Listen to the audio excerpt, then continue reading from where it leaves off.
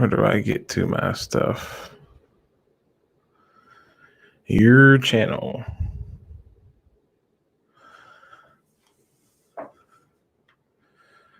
Okay, now we got to. Where is my. How do I get to my live dashboard? Okay, that's live. Lord and in charge. Live.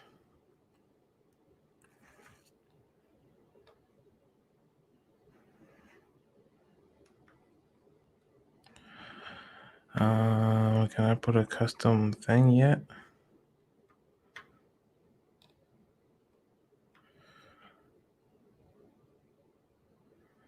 How's it going, Josh? RJW.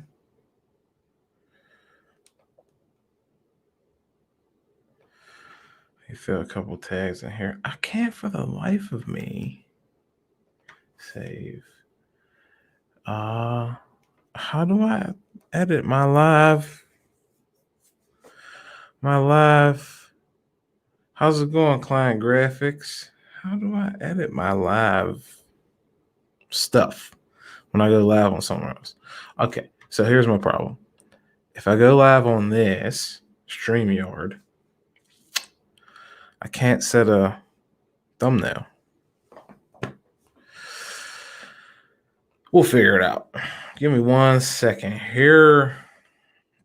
But most importantly, to the 7 of you watching, if you have a Harbor Freight jack stand, take it back now. Dashboard. I know there's a live dashboard here somewhere. I just don't know how to get there. Maybe if I just search the live dashboard. YouTube.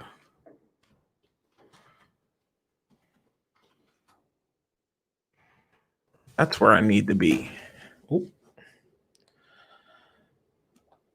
I need to get there.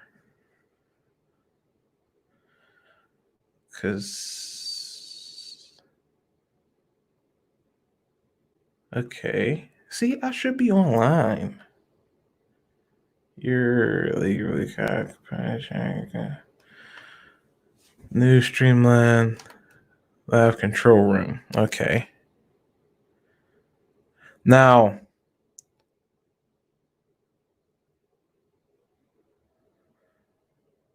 dismiss. See, if I'm going live already, it should be able to, whatever. I don't care. We'll deal with that later. So apparently, yeah, I'm live on my channel, but it won't let me change anything, really. So, let's see. Joshua. Am I doing any live stream? Yeah, I'm doing a live stream right now. I'm supposed to be. Can you hear me? Can everyone hear me? 12 guys. Wow. That's a lot for 10 o'clock at night. But I'm going to try to be brief here and get through this. So Harbor Freight, all right, they have issued a second recall for jack stands, not just the ones featured in their initial recall, but the ones they replaced them with. Yes, the ones you could go back and get for free. Yeah, those ones have been recalled as well. So I'll read to you straight from my email. This is from Eric Smith, CEO of Harbor Freight Tools. It says, I'm going to skip the semantics of the first paragraph. It says, a few months ago, we recalled our Pittsburgh 3-ton and 6-ton steel jack stands, SKUs 56371, 61196, and 61197 due to a manufacturer's defect. We asked customers to return and received a gift card that could be used to purchase replacement jack stands. I felt terrible about that recall because you should never have a concern about the safety of any of our products. Today I feel even worse. I'm disappointed and embarrassed because we've identified a welding defect in a small number of the Pittsburgh 3-ton steel jack stands, SKU 56373, that replaced the recalled jack stands. We are now adding these jack stands to our recall. So if you have any of the 4 product numbers Harbor Freight is saying, the 56371, the 56373, the 61196, and the 61197. Those are recalled. Take them back, get your money back, get a new jack stand. And when it comes to a jack stand, imagine how horrible of the quality control you have. I posted this a few hours ago. Imagine how horrible of a quality control you have for the jack stand to replace your recalled jack stand gets recalled. That's ridiculous. So at this point, if I had any Harbor Freight jack stands, I would take them back, and I wouldn't trust those at all. I wouldn't ever again trust the Harbor Freight jack stand. That's you giving me imagine the people, and that's not all of, imagine the people, right, that took their jack stands back to Harbor Freight, got the replacement one, and now they're learning about that one being recalled. How much of an inconvenience that is, first and foremost. How much of a safety problem that is. That's probably first and foremost. How much of a safety problem that is for your replacement of your recall replacement gets recalled. That's ridiculous. Then the inconvenience of having to take your thing back again. I wouldn't trust them with any life-saving, or I wouldn't put my hands in anything. I wouldn't trust my life with any Harbor Freight product from this point going forward. Not that I had before, but from this point going forward, it's just not something I would do. A Murray says he wouldn't buy jacks or jack stands from the Harbor Freight. Now, a jack, one thing, it's supposed to lift the load. Then you put the stands under it. So,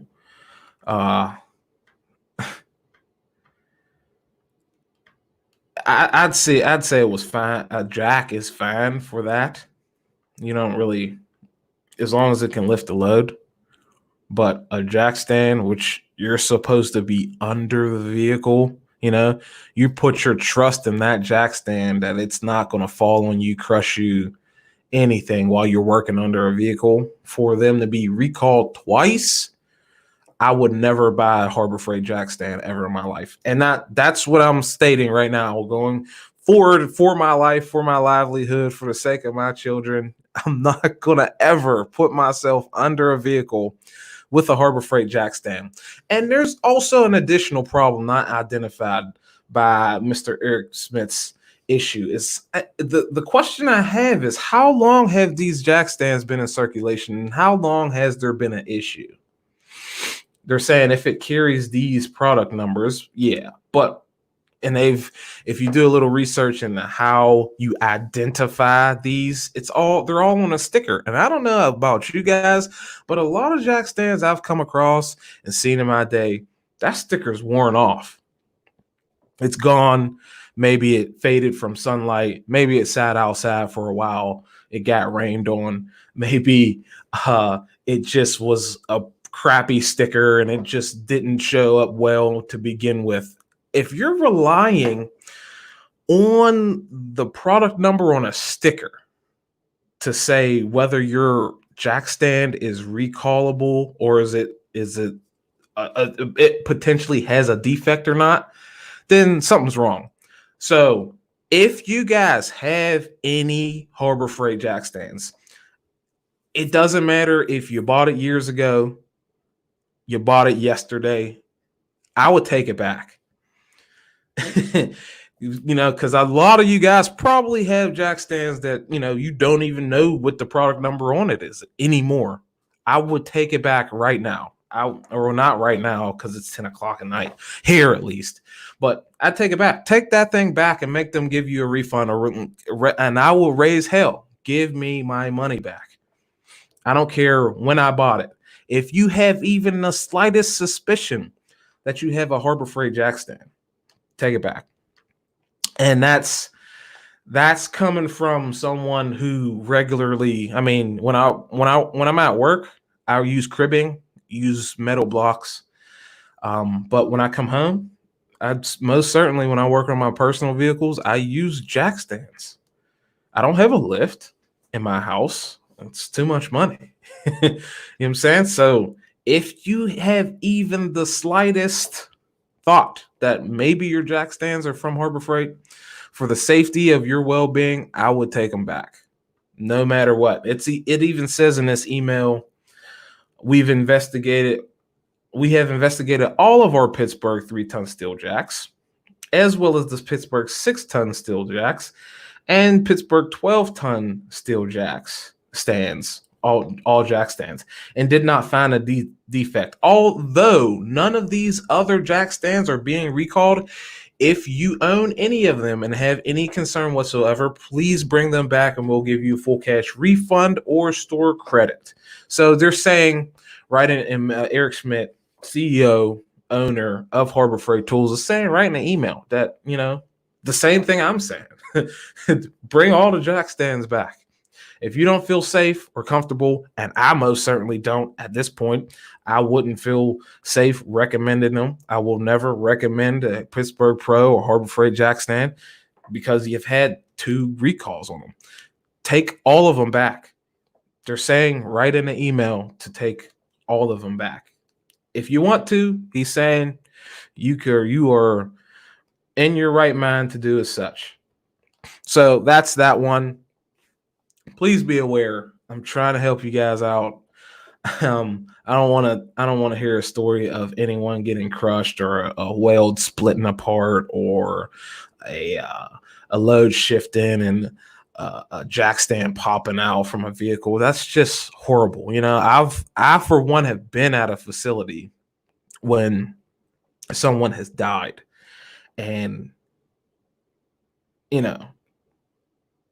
it's one thing to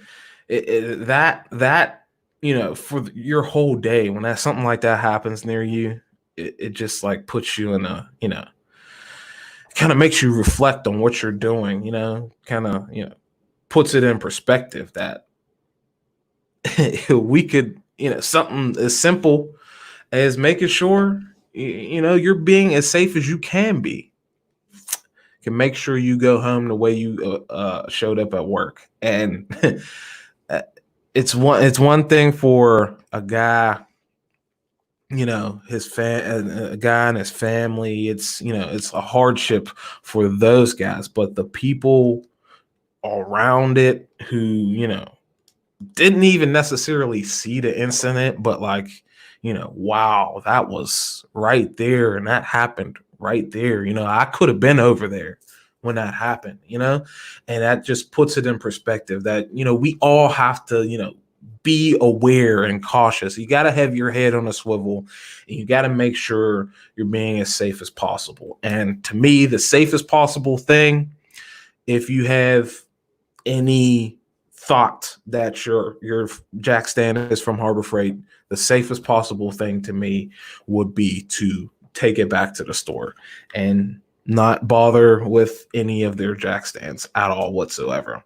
And like I said, when you hear news of someone getting hurt, it's just a devastating blow to your psyche, to the way you work and all of that. So just want you guys to be safe, be cautious, and I think it would be in everyone's best interest to return all of their Harbor Freight jack stands.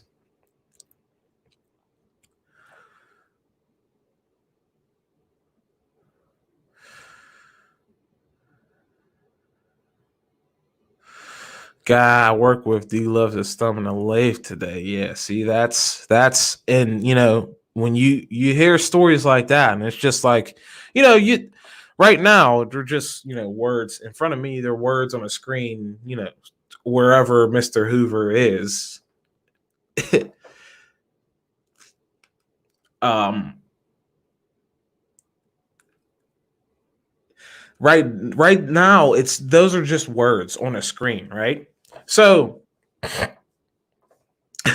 it's easy to disconnect yourself from, oh, I heard a guy did this, or I heard a guy do that, or, someone, a buddy or someone else that this happened to. Well, I'm here to tell you that you have to take things like that serious, and you you have to make sure you're being as safe as you can possibly be, because some of these machines, some of these products that are meant to keep us safe, they fail, and at a split second, your life could be permanently altered.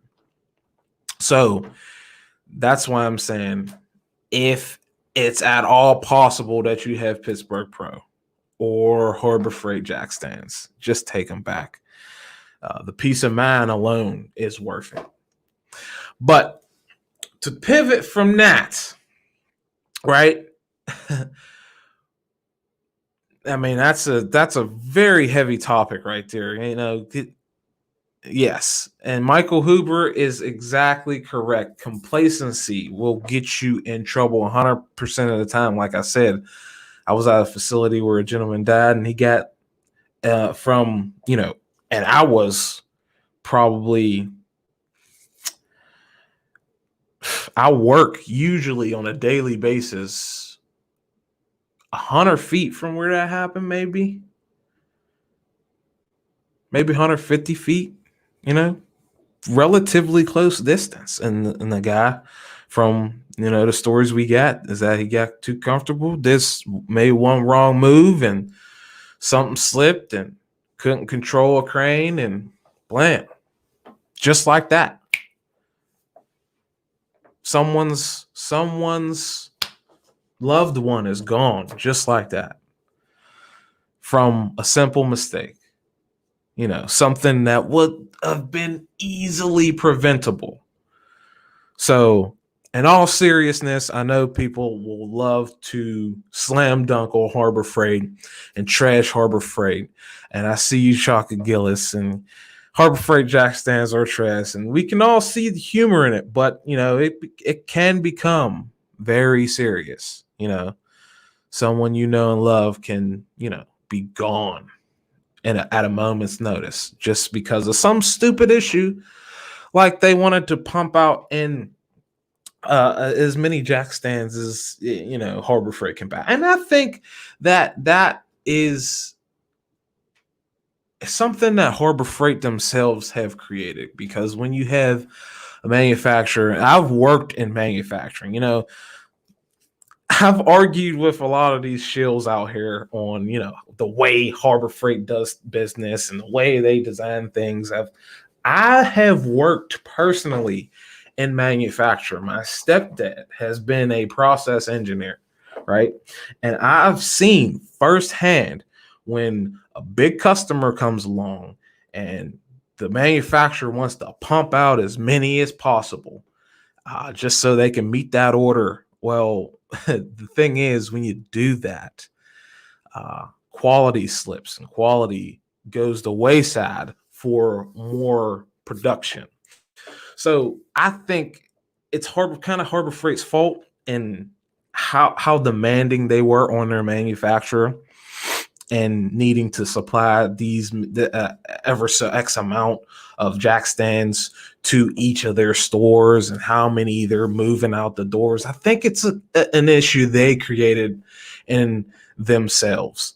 So I firsthand have seen how too much demand for, if not even for the product, but undue pressure being placed on the purchaser of the product when it trickles down to that manufacturer, just quality just slips out the window, and you get wasted time and energy and money, and a lot of times products aren't safe anymore because they ended up with weaker metal or weaker welds and things of that nature. So I think in a way Harbor Freight is responsible for this, directly and indirectly responsible for this. So to wrap it up for the 27 of you watching, if you have Harbor Freight jack stands, just take them back. Just take my word for it. Take them back. It's not worth it. It doesn't matter if you're at a company or you're a personal person, or you're just an employee in a big machine that maybe you got a shop that has 3 bays and your boss doesn't want to take them back. Well, take the initiative, take them back yourself. It's worth it's the risk is not, your life is not worth a jack stand. Just saying. So yes. So to pivot, right? We're going to pivot from this horrible recall situation. And we're going to move over to Caterpillar because they just announced or released they have a website. Now, when you're done, I'll be releasing all the links to everything in the description of this video when this is over. But it's going to be catpowertools.com, and they have a bunch of products from drills to drivers to cordless saws, stuff like that. There was even a multi-tool in there, all kinds of stuff. And let's see what we got here. It looks like we got a SDS, a drill, a driver, maybe a hammer drill, sawzall, multi-tool, cordless grinder, cordless circular saw, cordless radio, cordless recip saw. It looks like they got a cordless planer. That's interesting. Like I said, a SDS and a DA, cordless DA sander. So Caterpillar. Now, for those of you who don't know, Caterpillar actually operates a pretty robust product line of tools already. They already had tools you can go through the Caterpillar catalog and probably order the equivalent of an Ingersoll Rand. It might even be an Ingersoll Rand. It'll just, maybe have a cat sticker on it, or it might have cat embossed into the body. But they have, for the longest time, as long as I can remember, as long as I've been wrenching, they for the longest time have maintained a product library of hand tools and air power tools. And this to me is just them evolving that, pretty much. Them taking that to the next level and stepping up to what they've already offered. Now, from the initial loadout, it looks like they're pretty much catering to the construction-minded, the woodworkers, by having, a planer, a multi-tool, a grinder, more construction-oriented stuff, more contractor-oriented products we're having here. None of this stuff looks like it's specifically for the mechanic. And they have an 18-volt lineup, and they're going to have a 2 amp hour, 4 amp hour IC. And they also have let's see here. So I think their battery is so 5 amp hour. They also, their largest they go is a 5 amp hour, I think. And they're going to have something like a graphene molecule in there, something technically new, some new advertisement.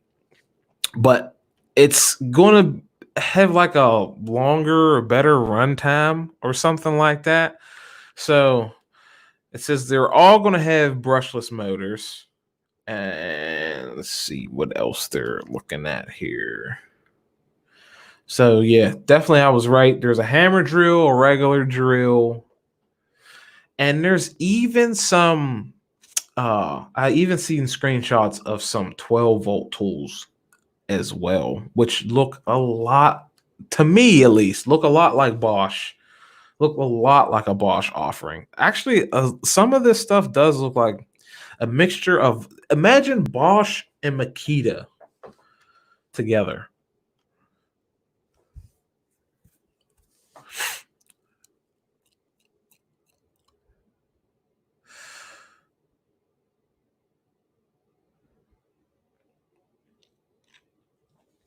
So if it's not broke, fix it. It says pick up some forklift style stands. Now, those ones would definitely be more heavy duty, but forklift style stands don't go anywhere near as high as a regular jack stand, even like a 2-ton.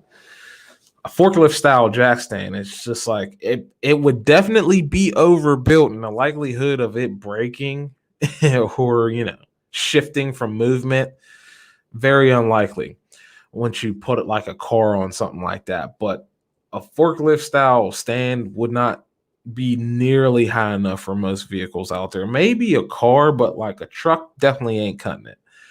So I would just suggest going, a different company, more reputable. Like, it doesn't have to be the best in the world, like Napa, something like that, or even Duralast. When's the last time you heard of a Duralast? Let's see, Duralast jack stand. I can spell. Oh, maybe there was a Duralast jack stand. No, Harbor Freight one comes up. Ooh, yeah, I'm not seeing. Okay. See, they even went as far as the National Highway and Traffic NT and the NHTSA actually issued that advisory for the Harbor Freight jack stands. Wow. So I've never seen a Duralast jack stand recall. Yeah, or even a Craftsman. I've never seen a Craftsman jack stand recall. But does Craftsman even offer jack stands anymore? Now that they're with Lowe's or with Stanley Black and Decker. I don't know. But like I was saying, Caterpillar, they have operated tools like this, and they're coming out with this new, but there's no official place to buy them yet. There's no official pricing on these yet. I don't even see product numbers on this page at all. So, yeah, it's just, I mean, they got little simple, they look like simple. So here, the angle grinder is the DX31B, and it just looks like a simple, placeholder until they figure out the actual product number. But I don't know, it looks a lot like a Bosch. It looks a lot like a Bosch. I wish I could share the screen.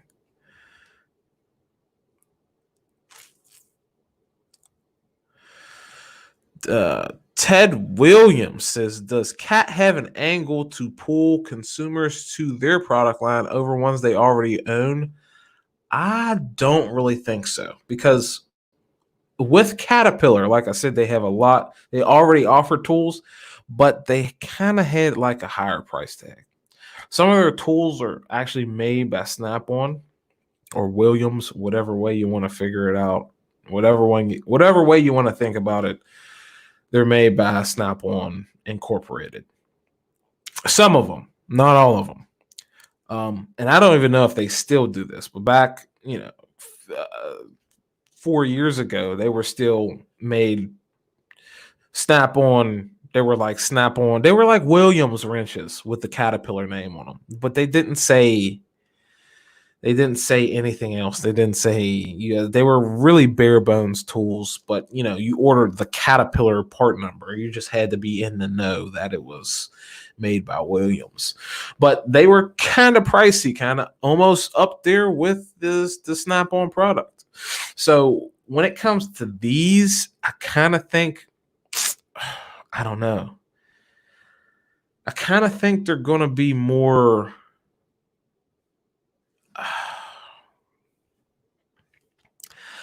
I kind of think they're going to be more for rentals, if you get what I mean. Like I think there are going to be a lot of rentals of these, or they're just coming out with these just so they can compete. Because cat for one thing that Caterpillar likes is that they want uh they want recognition, right? The more you see their name around, the more you associate it with one ideal uh cohesive product, and that's the Caterpillar name with the Caterpillar quality, and that's just not the case. A lot of their stuff is like licensed out, but I think they have the end say so of like what kind of product gets released with their name on it. So it's kind of weird because I think this is just to add to their brand image, for one, and for two, I think that a lot of tool rental houses may be using these, or they'll just stick to the contractor end, because as far as so here's one area that I think may be happening. The contractor end, you have Hilti and Fine, right? And there's one more in there. I think there's one more. That does that direct sale. I think it might just be Hilti and Fine. But as far as super premium tools, power tools go, that's it. Or you step down to like a DeWalt or a Milwaukee. There's nothing really sitting in the middle of that Hilti product to a Milwaukee product. So maybe due to where they are selling these new Caterpillar stuff, or the pricing of it sits in the middle. That's what I think would be, because when you think cat, you have to think. You think dirt cat, you think digger machines, and you think skid steers and excavators and front end loaders. That's what you think and dozers, and definitely dozers. That's what you think of when you think of cat. So I think that's what Festool Tools and Trash, Festool and Festool, they don't really have a presence here, but maybe they might be jumping into that competing with Caterpillar. And I think Festool is an interesting case study in my opinion, because a lot of the Americanized brands deal a lot with color, right? You got to have like a strong, powerful looking color to really make it in the American market for power tools. And Festool's white and green color scheme, I don't know, just something doesn't make me feel like it's a professional offering. Even though I know it is. I know what Festool is, and I know how much, foreigners love that product, but I don't know.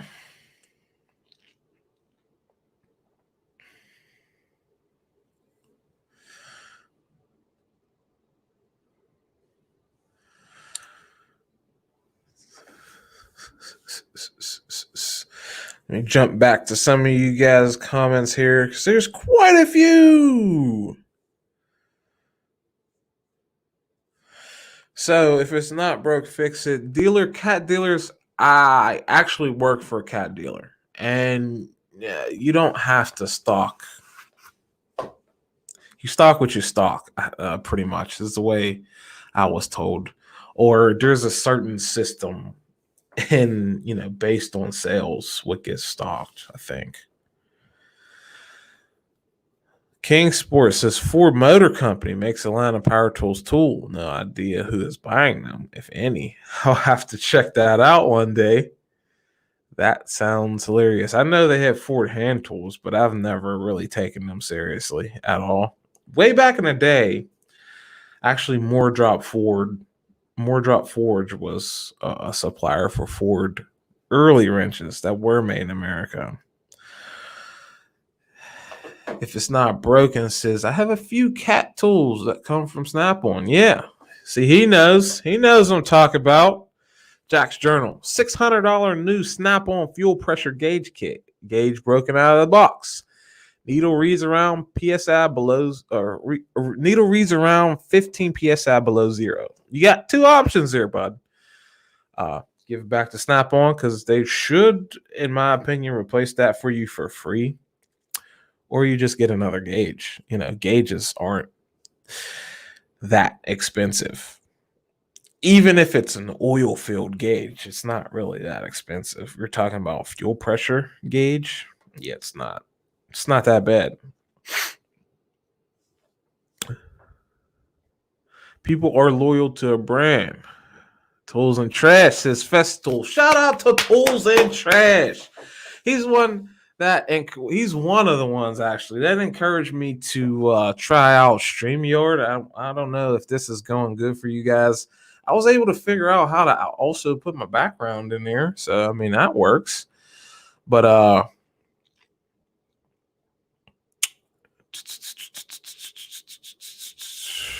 Jack's Journal says he broke another kit to make it good, but Snap-on quality has gone way down. BW says I also think money. If it's not broken, says Hilti has the best warranty in the game. It's hard. It's a hard market to get into. Yeah. But their tools are also like, $500 for a drill driver or something like that. It's just, I don't know. It's definitely a trade-off when you step into the Hilti product line. But if you're in a field that you require uptime with your power tools, then you gotta go that route because that's it. Client Graphics actually chimed in here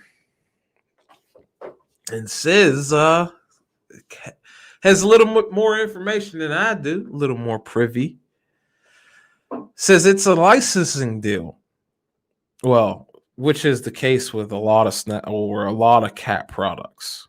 A lot of cat products are licensing deals, from the shirts to, as much as I could say, is even some of the equipment is essentially a licensing deal. And it's been like that for a long time, just unbeknownst to a lot of people. But the tools are basically work stuff from overseas, rebanded with a twist, and the graphene battery is only the 5 amp hour one. Yeah, that's the special one. It's all going to be how Prosthetic Group markets them. Yeah. So I don't know. So that's a little bit more information that it makes available on their direct website. A lot of this stuff doesn't look like Works though. Looks definitely like Bosch. What's that? Positech? Does Positech make Bosch? Cause I'm looking at this handle, man, and I've seen the handle on this grinder before. I've seen that handle before in person, or something that looks eerily similar to it. But the rest of the tool looks a little different. And these don't look like if I pull up a Works, it's not like it's a direct rebrand, right? Because every power tool has some degree of foreign product in it, even the DeWalt's that are made in America. Speaking of that, right? A lot of people don't realize. What the made in USA with global components means versus the assembled in America means.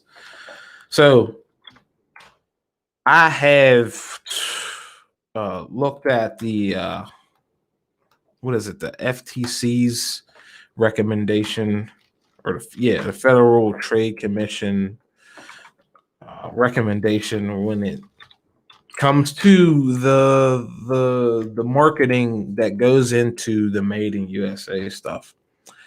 And it's not what people think, right? Okay, so that does look like it. It is a Works. It does look like it. For sure it looks like Works. For sure it looks like Works, but it's not a direct rebadging. Doesn't really look like a direct rebadging. Let's see. Client Graphics says to search the WU808.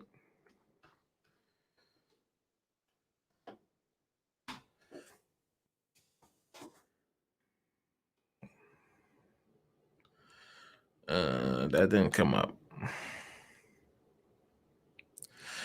Nah.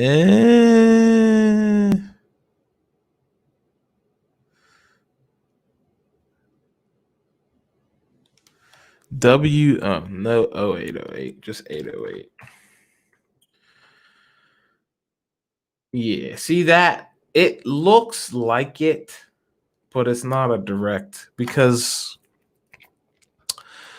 the cat has this pedal.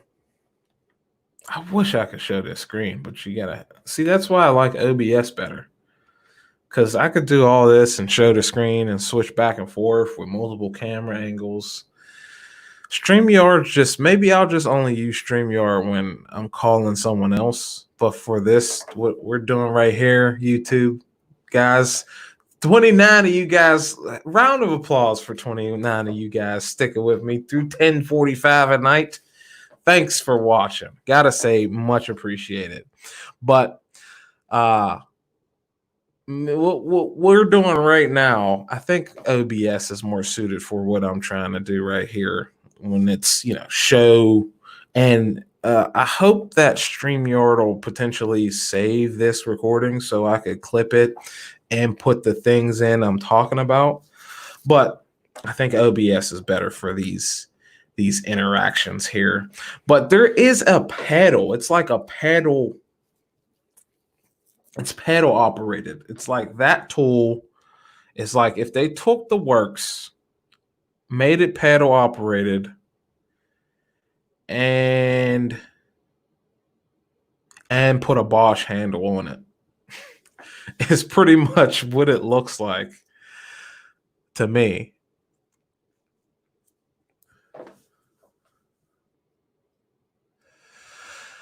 BW says, I think money when I think cat.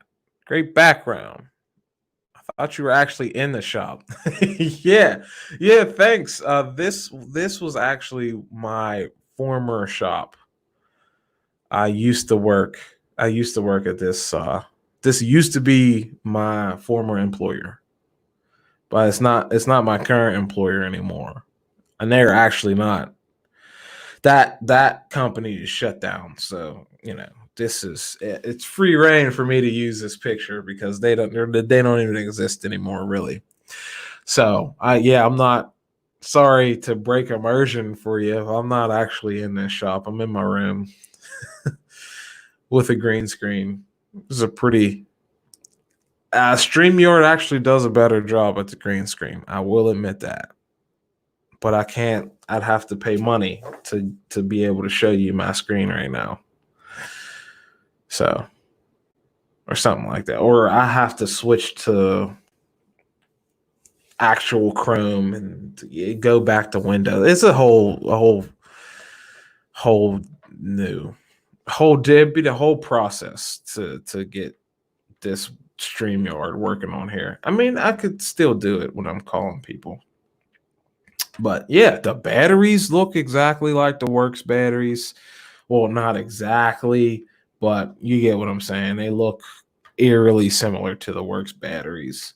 So you can, extrapolate that these are essentially Works products. But I wonder who else this prosthetic group makes. If it's only Works. See, because that's it Works, that they also have that green and white color scheme, but it's also mostly black. It looks a little bit more professional than a Festool does, but that green and white of the Festool just looks awful to me.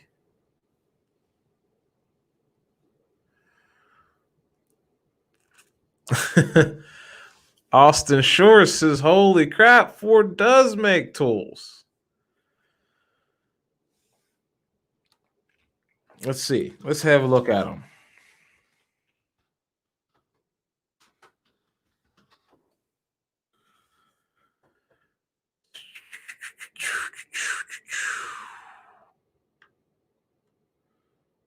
Oh, wow.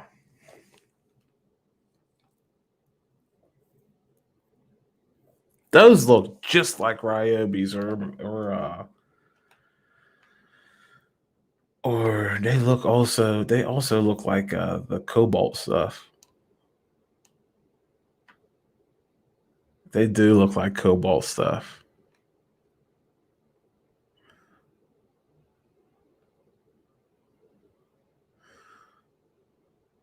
Oh, but back to what I was getting at with the Made in USA stuff. So DeWalt, okay, I'm gonna go out on a limb and say this, right? Because due to the way they are allowed to market, and Stanley Black and Decker being under higher scrutiny than other companies, DeWalt is actually the most made in USA hand tool, or not hand tool. Sorry, misspoke. Power tool, cordless power tools. If you get a made in USA with global components DeWalt product, that's the highest, the most USA made cordless tool you can get. Because Snap-on, if you look at any of their cordless tools I have ever seen, you look on a box that says designed, engineered, and assembled in USA. And the big difference with assembled and made, that's the largest differentiating factor when it comes to the FTC's requirements of labeling these things. Because even using the word assembled on your product, you have to have USA components. Still, you can't import 100% of the components and put it together. That still does not qualify you for a assembled in USA badge. We're made, to use the word made in USA, period. You have to have a significant amount of USA product in that product. So I think one of the examples was like a vacuum or something, and the motor being made in USA, and then that is assembled with other non-USA components. Then you could say made in USA, because a significant amount of the product and its functionality come from USA based product. And that's the big difference.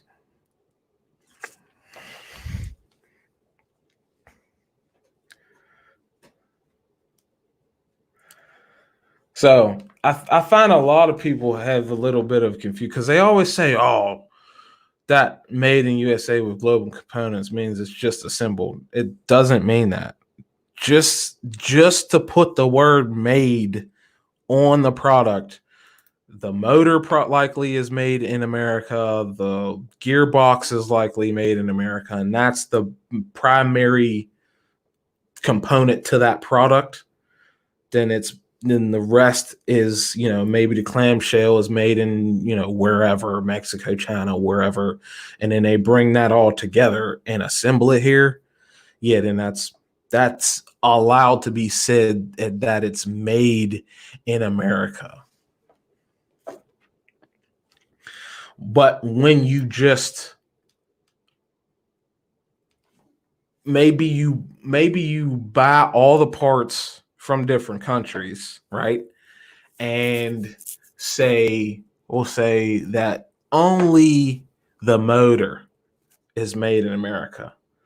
Then you can't put made in America in that situation. You have to put assembled because it's not a significant enough amount to say that it's made in America, because a lot of your other parts that go into the operation of that tool were not made here. So that's the biggest difference. A lot of people think that with global components means that it's just assembled. No, you could literally, if you thought that company did not have enough USA component in that product, you could literally file yourself a complaint with the FTC and they would investigate. Stanley Black & Decker, I think, has had 2 instances where they were found to be at fault in that regard, which means they're under higher scrutiny from the government in the first place. So they pretty much slap that on everything they have made in America, because they don't want to just say made in America and the rules change and then down the line, blam, they're hit with another fine or something like that because of some technicality or something like that. They're just trying to blam, we'll just put with global components on everything just to cover our asses. That's what they're doing with global components.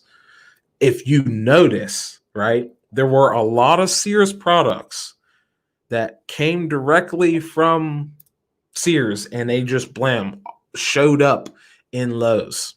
Those new products that used to just say made in America over in Sears now say made in America with global components.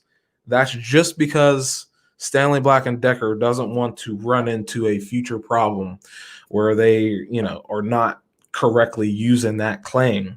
So they're slapping the with global components on everything.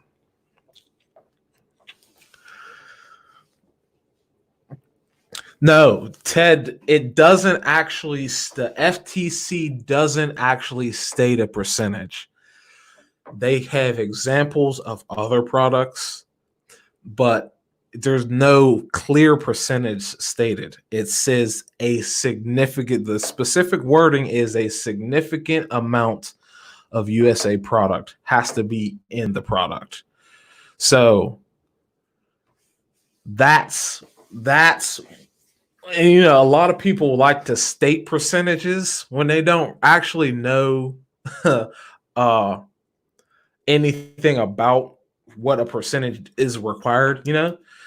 It actually says, I think it says a significant majority or something like that, something along those lines. It never states a physical or actual tangible percentage in the FTC's guidelines for a made in USA claim. They call it qualified and non-qualified claims.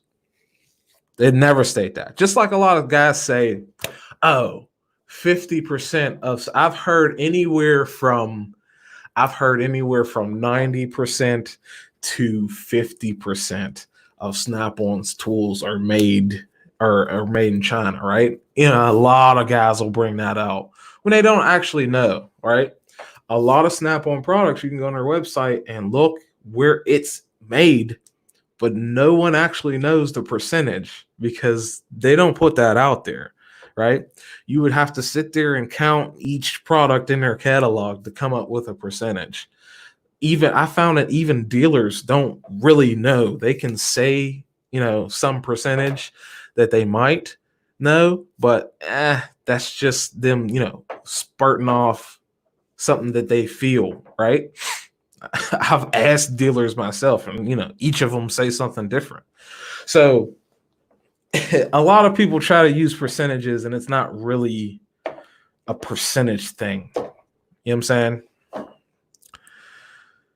Yeah, all significant parts processing and labor that goes into products. Yep, that's the wording there. RJW says, but I want to give a quick shout out to Justin Dow donating 25 smackers. Appreciate it, bud. It will definitely go to good use. I didn't even see when you joined. I just went off on a little rant here. Yeah, Ted Williams.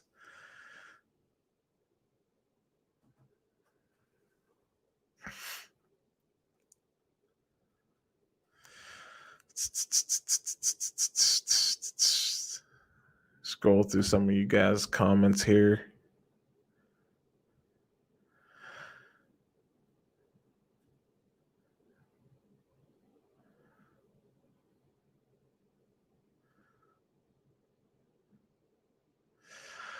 What's going on, Justin Dow? How's the night treating you? It's got to be what? Like 8 o'clock over there?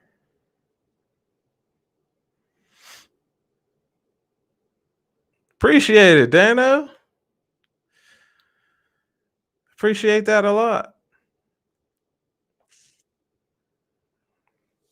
But yes, RJW is right. Also, and I forgot that actually labor goes into that as well. But it can't just be labor. Like if it was just labor,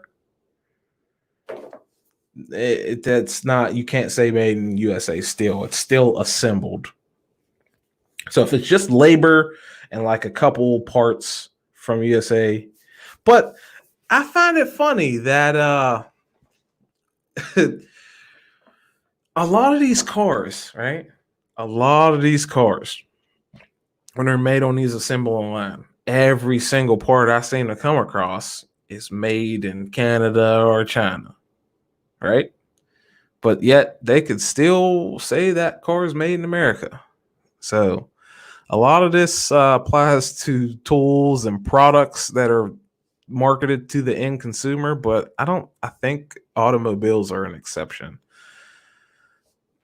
which is weird to me. You would think if it applies to consumer products, it should apply to automobiles as well, but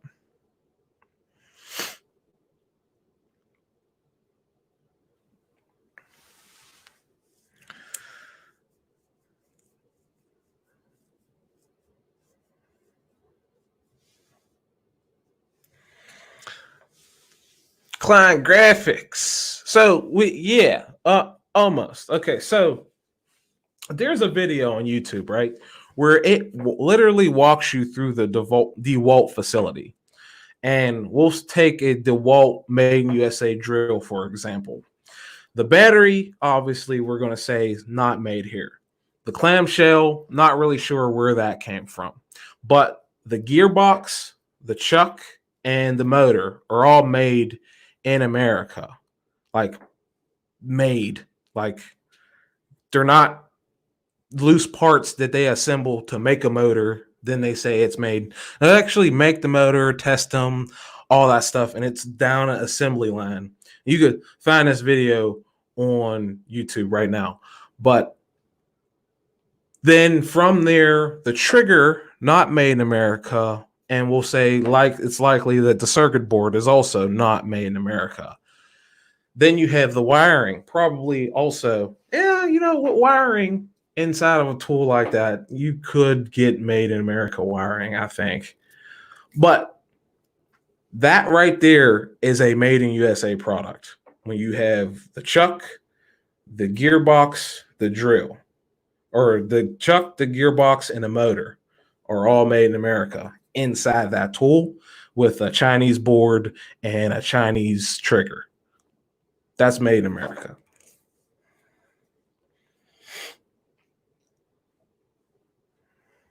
Yeah. So it's easier to put made in USA. It's basically what I'm saying. For legal reasons, they could put that's why they put that.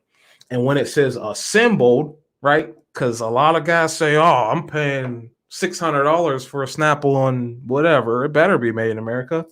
That's not. It's assembled in America. Some component in that product is made here because it has to be, but a significant amount of it enough that they can't put made in USA on that product because if it was, it's Snap-on, if they could say it, they most certainly would and charge you an extra $200. So a Snap-on drill, $600 drill would now be an $800 drill, just because they could put actually made in America on it. That's I believe that's what they would do. Yeah. So assembled in America is something in it has to be made in America. If there's nothing in it made in America, then it cannot say assembled in America. Weird. So it's basically some or basically all is what those two statements are saying. But all right, James Watkins, we'll see you in the next one. Thanks for hanging out with me, bud. It's also 11. Justin Dow says something. Things are going well. Can't complain too much. We going to see any forklift videos anytime soon? I really like those videos when you did them. I only did like 2 of those videos. 2 of them. And actually, my employer prefers that I don't record or show the company I work for uh for internet reasons. My superior doesn't want any internet backlash or any of that to do. He wants to make sure that this channel that I have here is very far disconnected from my work life. So that's why I really can't do any forklift videos or repair videos. I used to try to do repair videos, but I just can't anymore. And furthermore, I go into a steel facility every day, and you can't recording their processes is a whole is a some of these places to bring a camera phone in is an act of Congress, really. So I just can't do that. But I had that problem. Justin Dow said he has had that problem at the Chrysler dealership. Yeah, some people think that they got the secret sauce and they don't want to share that secret sauce with anyone. And the other side of it is that maybe someone disagree. We all seen it, when Bruce Allen had that issue and people were calling his employer. And that's my boss doesn't want anything like that to happen. So, Ted Williams says, I wonder if the same thing applied to German tools. As we know, most German tools are great. Oh, what do you mean? Like, is Ted Williams still here? Like the requirements? I wonder. I really don't know.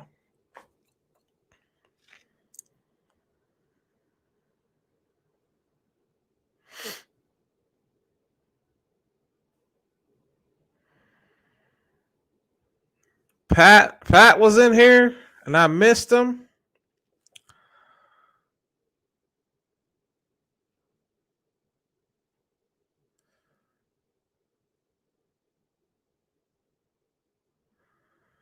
It's another $10 down. Wow. Appreciate it, bud.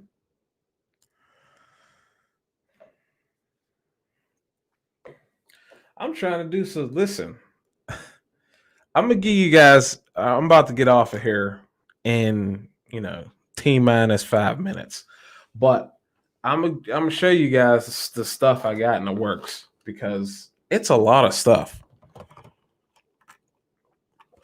and I'm running out of time to do it. Really, because today after doing work, right, I got home at like 3:30, 4. After putting in a hard day's work, I came home and I changed the motor mount in my 08, 07. It's a 07 and a half, the newer body style. 07 Silverado and 4-wheel drive, and it kicked my ass. I mean, to no end. But for the longest time, I would be driving along. Anytime I would, nail the gas or the throttle, blam, pop. You would hear this pop, and it felt like the whole right or left side of the truck was like lifting off of the frame. And it's been doing that for like a year now. So I finally decided to investigate, and I went ahead. I put all new A-arms, new wheel bearings, new brakes and rotors.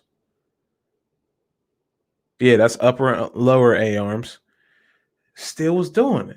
So I'm like, maybe that motor mount is lifting up off of there and making that noise. So today I replaced it, and lo and behold, that was it. I can see how the motor mount broke apart and how the pin that holds it together is now bent because of how many times it was, torquing. The whole torque of the engine was on that one little pin. So that was a struggle today. So I'm a little tired, but I'm going to get out of it. So I'm going to get out of here soon. But I just want to show you guys what I got coming. A couple of things that I have to show. Now, this is probably going to break immersion again because it's going to twist the shop. But this right here, I got a couple videos coming out on this stuff here. So this is the new Astro light. This is two snap-on or a snap-on light and a knockoff right there. So I got a couple light videos coming up. And then I got all this stuff back here, which is you see the icon. I had to do it just to prove somebody wrong. I had to do that. But a bunch of pliers sitting on top of that. I think I actually have, I have another video on Milwaukee stuff, how to do your own batteries, right? Because I had that video about how to warranty Milwaukee batteries, and let's get this straight again.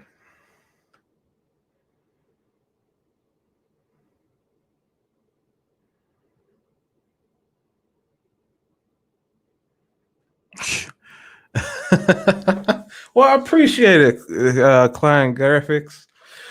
But where was I even at? Oh, Milwaukee. I did a video about warranting Milwaukee batteries. And I got another one coming about how to do it yourself if you can't warranty your Milwaukee batteries. So that's about, is that it? Oh, no. I got like ratcheting screwdriver videos coming. All this stuff I should be working on right now instead of doing a live stream and working on my car. But Hey, you gotta do what you gotta do. PA has state inspection, so I gotta try to get my truck through state inspection before I get pulled over and yeah, all this other stuff. So thank you guys for hanging with me. Hey, it's 11:11. Make a wish. You can't do it yet, Dow, because it's not 11:11 over there. But if it's 11:11 where you are, make a wish. But that is about it. That's all I have for you guys. Let's see. What do I have left here? I'm looking at my ticker here. So it's been a long time coming. It's it's been a very long time, a very hard grind for me to get to 10,000 subscribers.